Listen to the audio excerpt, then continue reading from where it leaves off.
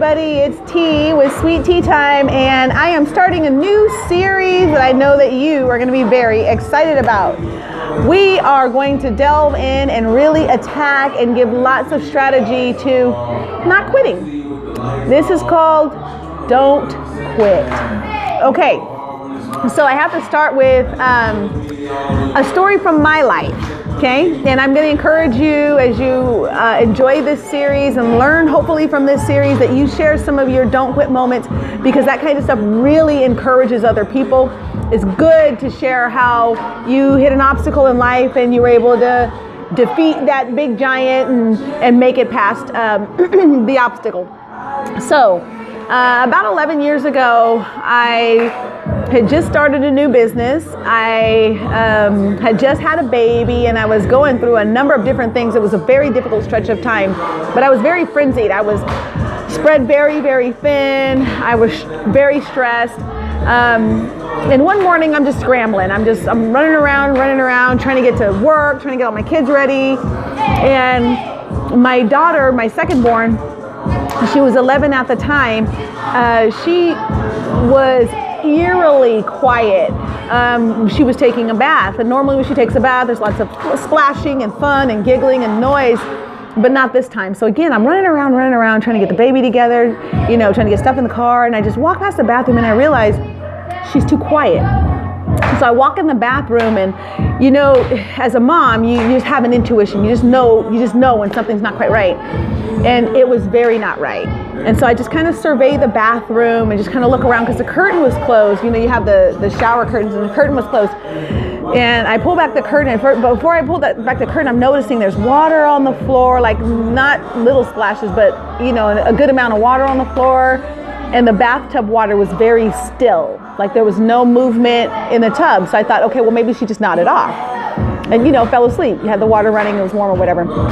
So anyways, I pull the curtain back and I take a good look, and I notice that the water was like this. She was leaned back in the water, and the water was like this. So it was covering one eye, her nose, her mouth, and she was turning blue. She was already blue. And I stood there at the edge of the bathtub, and just like a mini movie went through my mind. So I could see all of these moments when I pick her up from school, or she tried to talk to me and I'm on my cell phone, or she wants to give me a kiss goodnight and I say, not right now, or I'm doing this, or I'm doing that, or help me do this, or mommy will be right back. All those little moments where you had the opportunity to love and appreciate her life. It's like a little mini movie. It was just tick, tick, tick, tick, tick. It happened in like a millisecond. And at the end of the movie, in my mind, I could feel like an overwhelming feeling of life without her in it. And I just remember standing at the edge of the bathtub, looking at her and saying I just said out loud, it just came out of my mouth, came out of my heart. I said, God, I can't survive this. You have to help me. And in that instant, I was able to get her out of the bathtub. Now she, at 11, she was already taller than me. She's a very tall girl. And so I was able to, she's heavy, and I was able to get her out of the bathtub, get her on her back, and I started CPR. And again, I'm just recollecting in my mind what you see on TV. So I'm breathing for her, and I start, doing the chest compressions, just, hoping I'm doing it right. And I just remember thinking, I can't quit. I don't know if I'm doing this right, but I know I have to do something. So I'm just in the zone. I'm like, I'm not losing my kid. I'm just not. So I'm breathing for her. Then all of a sudden I get a pulse. It's weak, but I get a pulse. I could feel her heart beating, and I could feel her pulse working. But she wasn't breathing on her own. So I just remember in that day, that moment, I'm just breathing. I'm breathing into her breath of life. And then I'm getting to the point where I'm starting to black out. It's like blowing up a balloon, you know what I mean? You can only do it for so long before you get lightheaded. And I just remember thinking, God, you have to help me. You just have to help me. And I knew, I wasn't quitting. I was going to do it until I pass out. I wasn't quitting because she wasn't breathing on her own.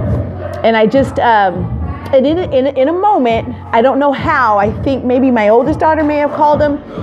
There's this big, huge fireman that appears in the doorway, and he says, ma'am, we'll take it from here. And I just remember thinking to myself, what is going on? Well, when we get to the hospital, we're in intensive care emergency, and they say she was under for a long time. We don't know what kind of brain damage we're dealing with. I mean, it's their job to prepare you for all the negative stuff, you know what I mean? All the potentials. How about that? Prepare you all for all the potentials. And I just remember standing there listening and saying to myself, none of that applies to me. None of that applies to her. So they get her all set up. They get her on a breathing machine, and she's just, they're just trying to get her to wake up. She's in a coma. And I remember, I never thought, why is this happening? I thought, this is happening, and if there's a 1% that makes it in a situation like that, that's us. I don't know why I thought that. I just thought that. I just knew that to be the truth. If there was someone that made it through, we would be that someone. We would be that story. So anyhow, moving forward just a bit, it turns out that she had epilepsy. We had no other indication that she had this other than her having the seizure in the bathtub and drowning to death. That was our first indicator that she had this. So we're like, okay, yippee, here we go. So they told us all the things that because of the length of time she was under and because of the lack of oxygen she had to her brain, and because of the condition, she would never be able to do this, she'd never be able to do that, she'd never be able to do this, she'd never be able to do that. And again, I just remember, well, that just doesn't apply to us. So whatever it takes, we're not going to quit. We're going to do whatever it takes so that she can heal and she can be whole and she can live a life, a genuine quality life.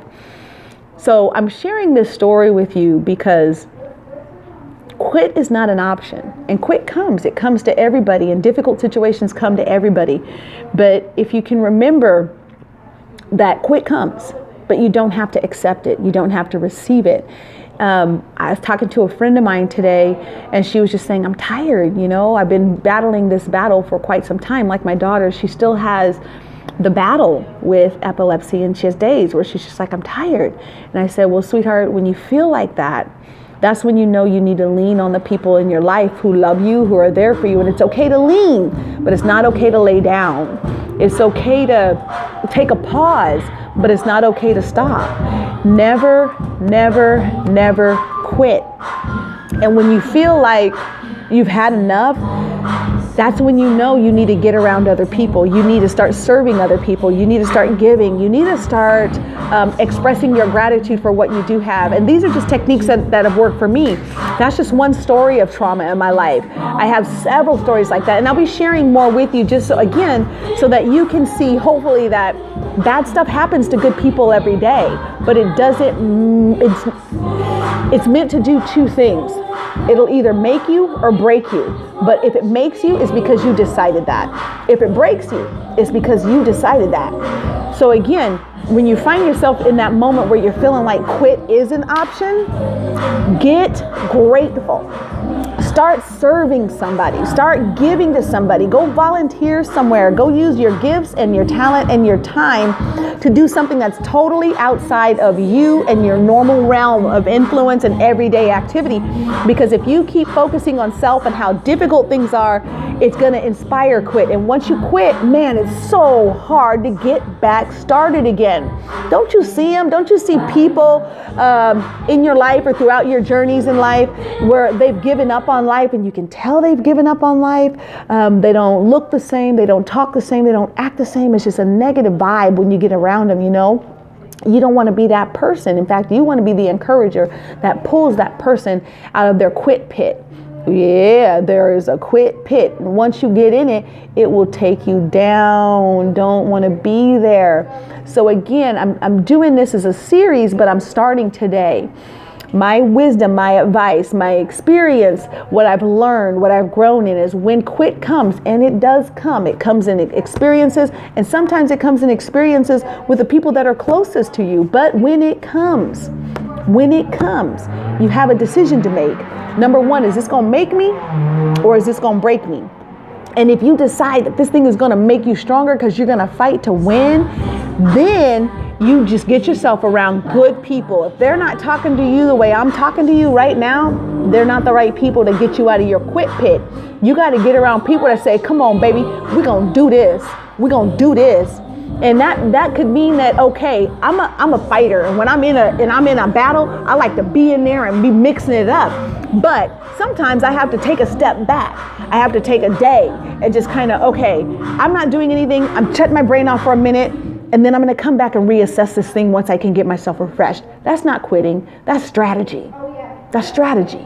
So if you're like overwhelmed with bills and life and you're just feeling like, oh, I got to stop, pause, take a step back, refresh yourself, get back in the fight, but don't quit. Remember, there are people who are watching you always that draw strength from you, that are encouraged by you, that look up to you everywhere you go. And sometimes it's people that you don't even know that's watching you. So when you just keep pressing on and pressing through, it inspires other people to do the same. And when you're finding that you're in a space where you can't do that or you just need some backup, that's when you call for reinforcements. You never fight the battle alone. It's way harder to win that way. You call in the other troops that you have in your life and you say, hey, I need backup. And that backup can come in the form of someone helping you with your daily assignments, someone helping you with problem solving at work, somebody helping you with just praying with you. Oh my gosh, prayer does so much. Miracle. Oh my gosh. That's one of the biggest tools you can use. And then another thing that you can do is just get somebody that's gone where you are at and ask them, how did you make it through this? What did you do?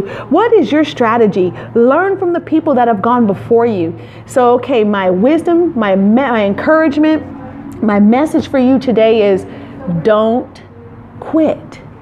Don't ever allow yourself to get in the quit pit, because it will, just like quicksand, it'll take you in and take you down. And before you know it, you're suffocating and you can't breathe. And it's the things of life that get you there. Now back to the story with my daughter. If I would have quit when I saw her dead, she wouldn't be alive today.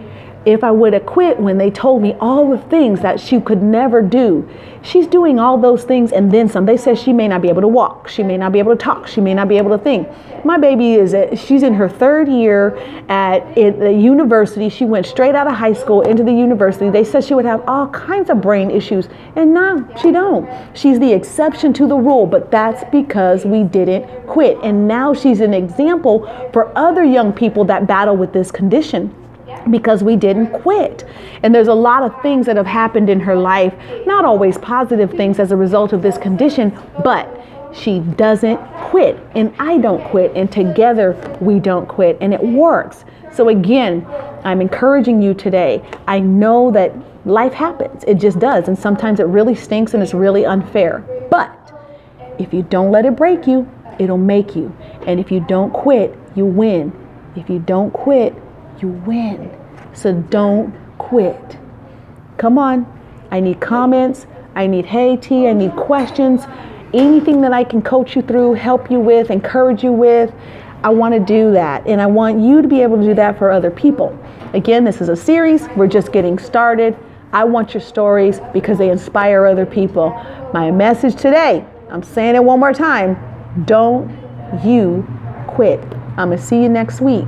And I want to hear, T, I had the chance and I didn't do it. I didn't quit. Come on, encourage somebody in your life. Don't quit. Encourage somebody in your family. Don't quit. Encourage somebody that you see somewhere and you see they just kind of on the edge. You say, hey, don't you quit. All right, I'll see you next week.